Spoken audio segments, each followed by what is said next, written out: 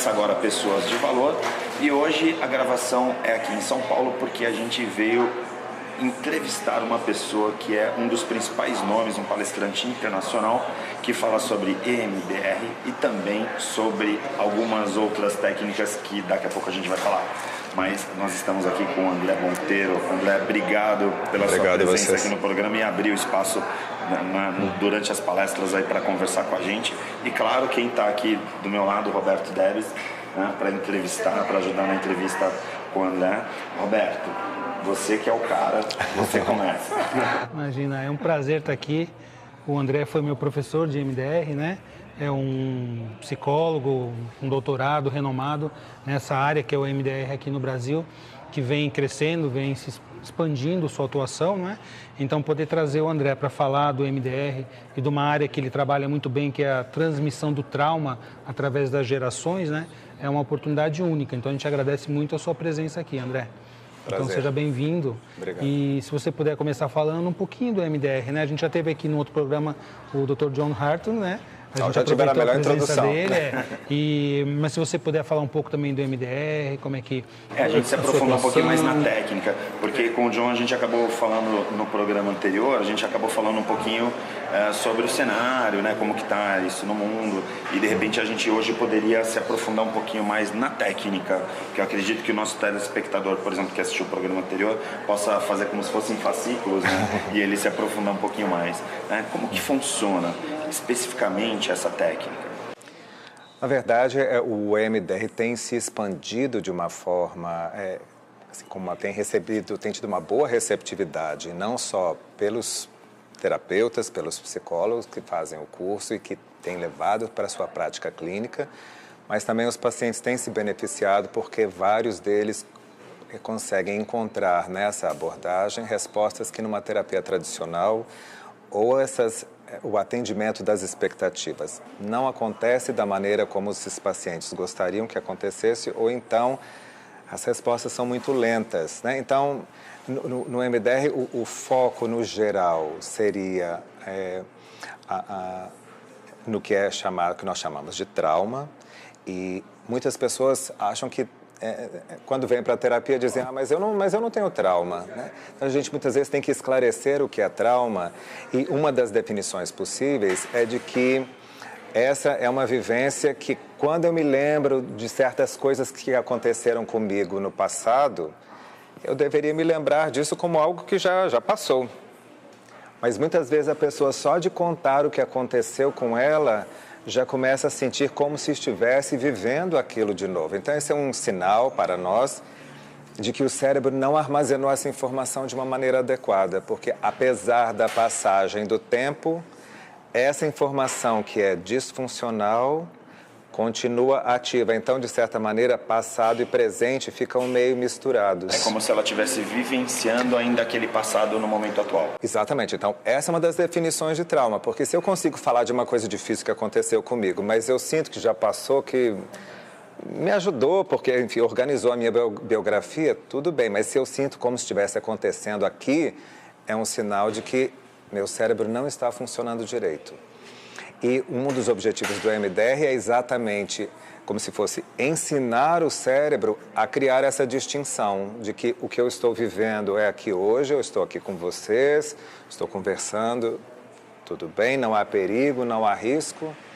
E certas vivências do passado que já foram ameaçadoras, que não me acrescentaram, ficaram no passado, né? Então, educar o cérebro a fazer isso. Em certas terapias, essa abordagem é mais, nós chamamos com enfoque do verbal, cognitivo, quer dizer, a gente diz que é de cima para baixo, quer dizer, da mente, do raciocínio para baixo, então, falando e tal, isso nós entendemos que é uma atividade mais típica de hemisfério esquerdo, da lógica do raciocínio, né, de uma análise mais analítica. Mas essas vivências traumáticas normalmente estão mais registradas nas emoções, nas sensações físicas, que tipicamente estão armazenadas em hemisfério direito. Então é como se esses hemisférios, quando a pessoa entra em contato com a vivência traumática, eles estivessem funcionando meio que de uma forma isolada. Então só falar sobre o assunto não resolve, não esgota. Precisamos de alguma coisa que proporcione mais diálogo entre a minha razão e a minha emoção. E esse é uma das propostas do EMDR. E aí, na prática, por exemplo, um paciente que vai ser atendido por um profissional que tem esse conhecimento, ele vai sentir isso e transmitir essas emoções de uma outra forma sem ser falar. Como que seria na prática isso? Essa é uma ótima pergunta. E esse é um dos entendimentos de que o EMDR é uma terapia que não privilegia tanto o que se fala, mas mais o que se sente, mas que nós queremos que a pessoa consiga relembrar dessas vivências difíceis, né? Ou reviver, mas sem ser com muita intensidade. Nós dizemos que é preservando o que nós chamamos de atenção dual, quer dizer, um pé no presente, eu estou aqui, está tudo bem, e um pé no passado, eu consigo me lembrar dessas coisas difíceis, mesmo a contragosto, e por meio da estimulação do cérebro, que pode ser uma estimulação ou visual, ou auditiva alternada, ou tátil, ela alternadamente vai discretamente reativar essa conexão dos hemisférios. Por isso que se fala que é um estímulo bilateral, não é? Exatamente. Você fazendo essa estimulação, você ajuda o cérebro a conectar essa informação, esse trauma, que é uma memória, né, antiga, que ela possa se integrar com as vivências recentes e que ela passe a ser algo que faz parte da nossa história, da nossa biografia, mas que não ative uma resposta de estresse, que não ative algo muito doloroso no presente, como se esse passado fosse ainda o presente. E assim, eu fico curioso, né? O nosso telespectador também acaba ficando curioso, assim, como em termos práticos é pontuado isso. Por exemplo, vai ter esse estímulo e a pessoa vai voltar numa determinada memória, como se fosse um processo, por exemplo, de regressão, ou não? Assim, como que funciona isso? Ou são várias memórias que vêm e a gente vai selecionar uma para trabalhar? Existe um protocolo, né? O MDR trabalha com um protocolo de fases, não é? Em que você vai levando essa pessoa num passo a passo, com muita segurança, né? A entrar em contato talvez com memórias mais antigas ou com uma memória inicial, mas que durante o processo podem vir outras, né? E aí o profissional vai lidando com aquilo, mantendo o seu cliente, seu paciente, vamos dizer assim, nessa atenção dual, que ele está em segurança e tudo, mas é um processo que a gente inicia e que traz várias outras possibilidades durante o próprio andamento. E aí a pessoa vai integrando essas informações, não é? A gente fala no reprocessamento, porque MDR é Eye Movement, que é os movimentos oculares, Desensitization, que é dessensibilização, e reprocess, que é o reprogramação, o reprocessamento. Então você tem essa informação traumática e você reprocessa ela, né, de alguma maneira, e ela vai passar a ser novamente algo, novamente não vai passar a ser talvez pela primeira vez algo que a gente consegue lidar, né, de uma maneira natural, como várias outras memórias, faz parte da nossa história, mas não está ativada. Isso a gente consegue, por exemplo, numa sessão, assim, ou é um processo, como funciona esse processo terapêutico, por exemplo, utilizando? O MDR se propõe a ser uma terapia, foi inicialmente mais focal em relação a certos incômodos que a pessoa vive no presente. Então, quer dizer, não vamos só sair procurando memórias do passado, mas é ligado à demanda, à necessidade da pessoa. Por exemplo, a pessoa pode dizer, eu tenho dificuldade de dirigir. Nós vamos, a partir disso, com esse protocolo que o Roberto se refere, com uma série de passos, investigar na história da pessoa se, quem sabe, não houve alguma vivência no passado que sustenta, que alimenta essa queixa atual. E pode ter sido um acidente na infância. E que a pessoa pode se lembrar com detalhe, ou pode ser que também nem se lembre muito, mas que aquilo continua presente, continua a incomodar em relação a essa queixa atual. Nós vamos sistematicamente tentar encontrar essas fontes, essas origens, e aí sim reprocessar, quer dizer, fazer com que a pessoa consiga, por meio dessa estimulação bilateral, visual ou auditiva ou tátil, fazer com que ela chegue naturalmente, e essa é a parte, digamos, que nós ainda precisamos entender um pouco mais, o que é exatamente que o cérebro faz para que a pessoa, em vez de se sentir ameaçada por aquela vivência do passado, consiga finalmente reconhecer que já passou, que se sente a salvo no presente. Dar um novo significado. Dar um novo significado. Então, o reprocessamento é exatamente isso. É como ressignificar, como dar uma simbolização mais adulta, mais adaptativa em relação ao que a pessoa vive hoje e não naquele jeito infantil e assustado que aconteceu no passado. Mas o interessante, né, que o MDR, a diferença é que o MDR não faz isso de uma maneira cognitiva. Você não vai pensar a respeito e procurar ressignificar aquilo, como outras abordagens fazem, mas é através do corpo, né? Através de trazer isso, como ficou isso armazenado no cérebro, no corpo, como a gente até poderá um dia entender isso cada vez melhor, né? Onde ficou isso, de que maneira isso foi gerado e como de uma maneira mais saudável, harmoniosa, isso pode ser reprocessado para uma experiência de vida, né? Agora, isso significa que se às vezes a pessoa tem uma queixa perturbadora no presente e uma vivência de trauma mais localizada, isolada como um acidente, a terapia tende a ser mais rápida. Mas muitas vezes a pessoa apresenta vivências que são repetitivas, como bullying de escola, humilhações no passado, abuso sexual ou psicológico ou físico repetitivo. E isso faz com que essa terapia seja, portanto, mais prolongada, porque seriam vários alvos que precisam ser ressignificados, que precisam ser reprocessados. Perfeito. Eu vou chamar um intervalo aqui rápido, certo. Aí a gente volta já com Pessoas de Valor, tá bom? Vocês fiquem aí, a gente volta já na Santa Cília TV com Pessoas de Valor.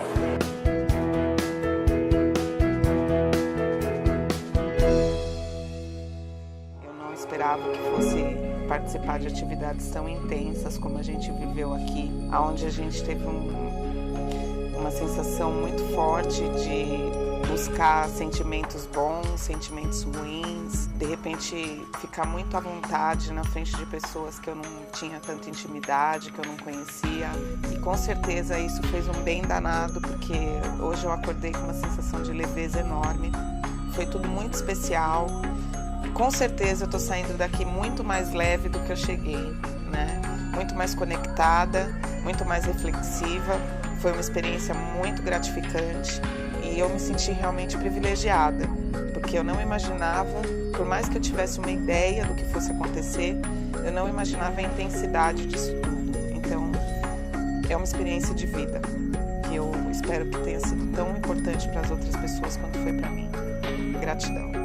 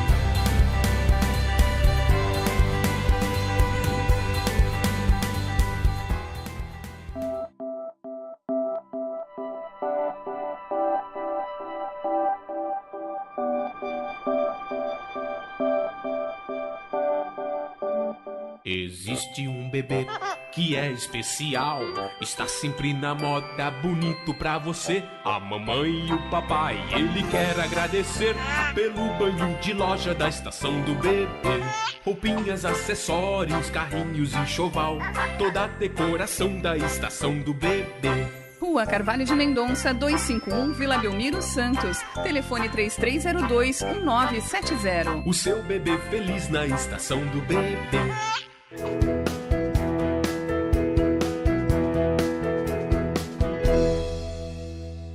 Estamos de volta com Pessoas de Valor e hoje a gente está falando de vários assuntos, entre eles MDR, mas aqui está o André Monteiro, que a gente já vai mudar de assunto rapidamente. Só queria finalizar um pouquinho essa questão da MDR, falando um pouquinho sobre a questão da energia. Porque no programa que a gente trouxe o John, a gente falou um pouquinho sobre essa questão mais da espiritualidade, né? do campo, vamos dizer assim, da pessoa. E a gente também pode falar da energia em relação à sinapse, em relação à energia que a pessoa coloca nesses traumas, por exemplo. Vamos falar um pouquinho sobre essa questão mais cética do MDR? Claro. Há vários trabalhos sendo feitos em relação à pesquisa sistematizada do MDR. Esse é uma digamos, uma solicitação da Francine Shapiro, que foi a pessoa que desenvolveu o MDR, e ela incentiva os pesquisadores a investigarem de uma forma quantitativa, quer dizer, comparando grupos... Para ter metodologia. Para ter metodologia, na intervenção pré e pós. Existe alguma mudança de funcionamento do cérebro, da maneira como a pessoa acessa a sua memória, mas até mais objetivamente, há estudos que tentam conectar o MDR com a neurociência, por exemplo, o uso de imagens, e que mostra a redução de ativação de amígdala quando a pessoa se lembra da memória, sendo a amígdala a estrutura principal do cérebro para monitorar os perigos do ambiente, mais ativação de outras áreas mais corticais e do córtex pré-frontal, que são as partes mais humanas, racionais, de planejamento, né? Então, toda essa a preocupação de se mensurar esse tipo de mudança de atividade, além da parte elétrica, que aí entra, para nós, essa energia mais numa perspectiva mais biológica, fisiológica, de que quando é feita estimulação bilateral, parece haver uma organização cerebral em torno de ondas teta e delta, que curiosamente são ondas cerebrais de sono mais profundo, de sono que nós chamamos de não REM.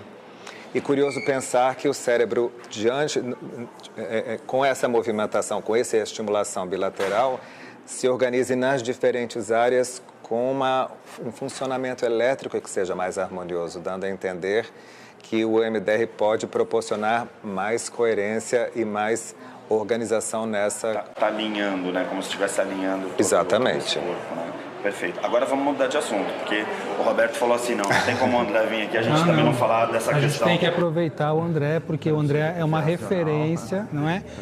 No estudo de trauma transgeracional, porque é interessante isso, né? Porque quando a gente fala, hoje em dia tem várias pesquisas mostrando que nós muitas vezes herdamos traumas que não são nossos, nós não vivemos esse trauma, mas nós temos o efeito desse trauma em nós, só que ele veio de outra geração da nossa família.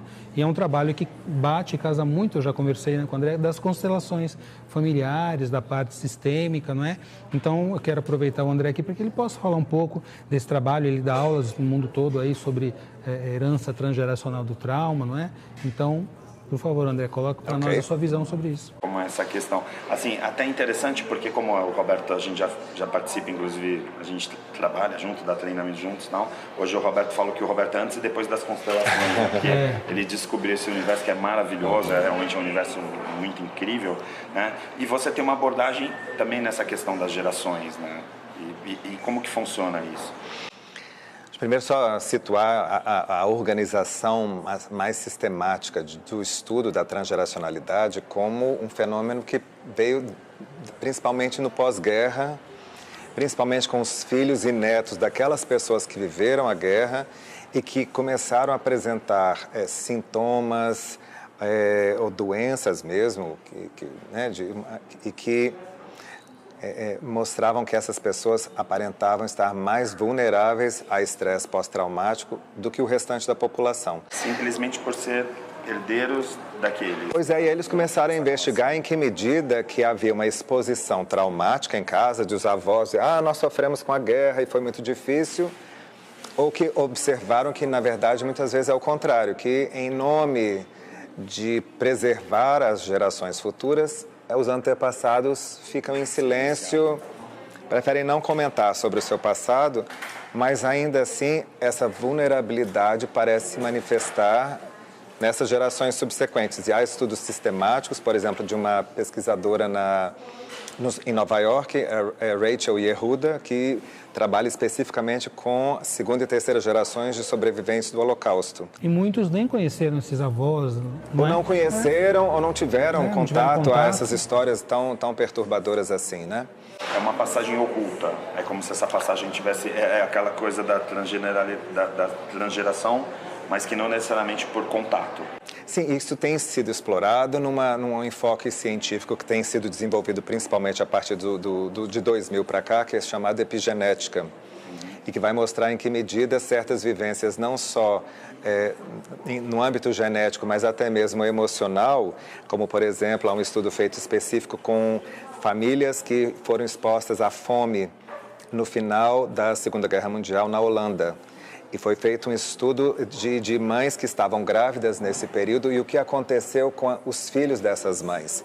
Foi muito curioso, só assim bem resumidamente, que aqueles fetos, né, os bebês que nasceram e que as mães tiveram fome no último trimestre de gravidez, que é quando o bebê ganha volume, ganha tamanho, e neste caso, portanto, não cresceram tanto e não nasceram fortes o suficiente, mesmo morando na Holanda, depois de passada a guerra, com acesso à alimentação, acesso à educação, sempre estiveram menores e mais com a constituição mais fragilizada em comparação com a população em geral. E os seus filhos e netos também. Então, a exposição à carência nutricional, e o que eles têm explorado é também exposição emocional a certas dificuldades, como depressão, quadros de ansiedade, tem um reflexo nos nossos filhos e nos nossos netos. A gente poderia dizer, não sei se eu vou provocar vocês dois, mas quem assistiu o programa sabe que eu sempre faço isso, a gente poderia dizer que as emoções também, de certa forma, estão sendo carregadas pelo nosso DNA?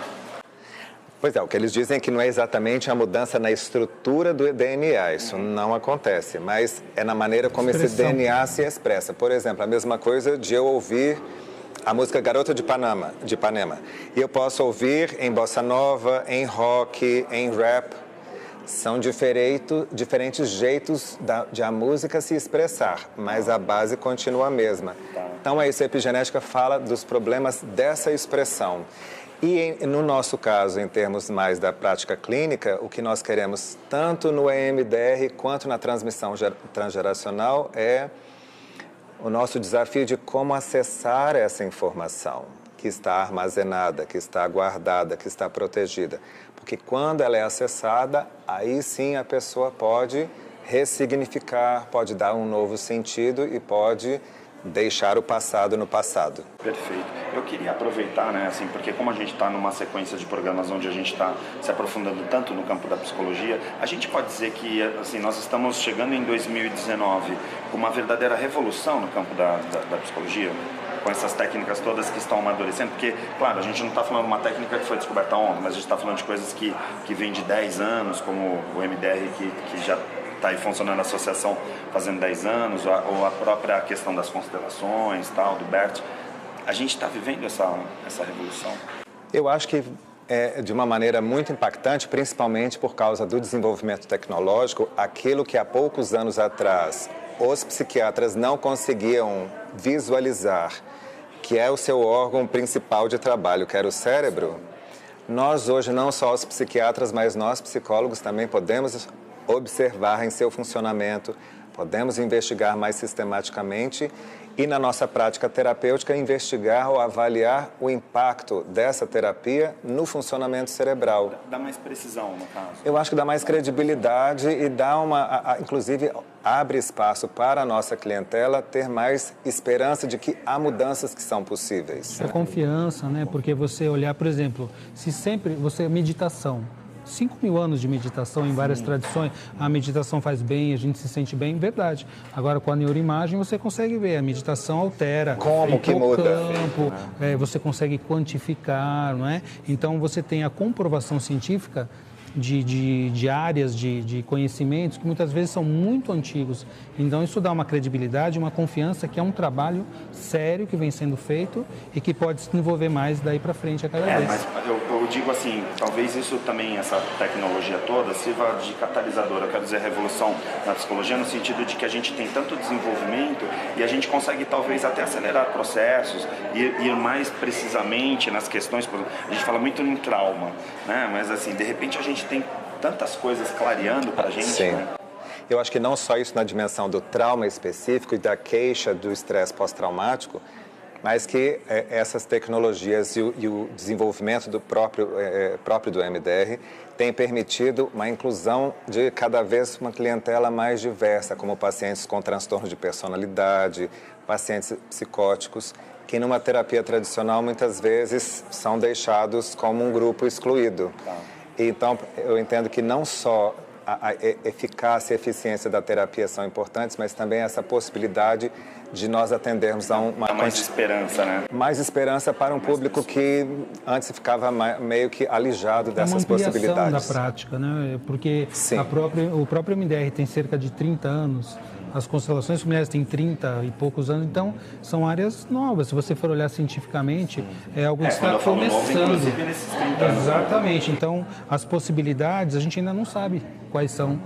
A própria prática, a experiência dos profissionais vem mostrando, olha, eu acho que essa área é uma área que está se abrindo, vamos investigar mais, vamos pesquisar mais até onde a gente pode ajudar as pessoas nesse campo, né? Então é algo fantástico. E para nós psicólogos também, nos sentimos mais qualificados, com mais opções, no sentido de realmente percebermos que estamos ajudando as pessoas de uma maneira mais imediata, com resultados que também são... Chegar num destino não com uma única avenida, né? Como se fosse um único caminho para chegar naquele lugar. Né? Exatamente. Perfeito. Lé, muito obrigado pela tua presença, Roberto. Obrigado a vocês. Sensacional, né? A gente está numa sequência aqui de programas que a gente está... Antes a gente falava que cada programa era uma aula, né? Agora a gente já está na pós-graduação, né? É um prazer poder contar com pessoas tão especiais, né? Profissionais tão gabaritados. A gente aproveita e traz mesmo. Muito obrigado pelo convite. Legal. Gente, Pessoas de Valor fica por aqui. Você continua com a programação da Santa Cília TV e a gente se encontra na próxima semana. Até lá.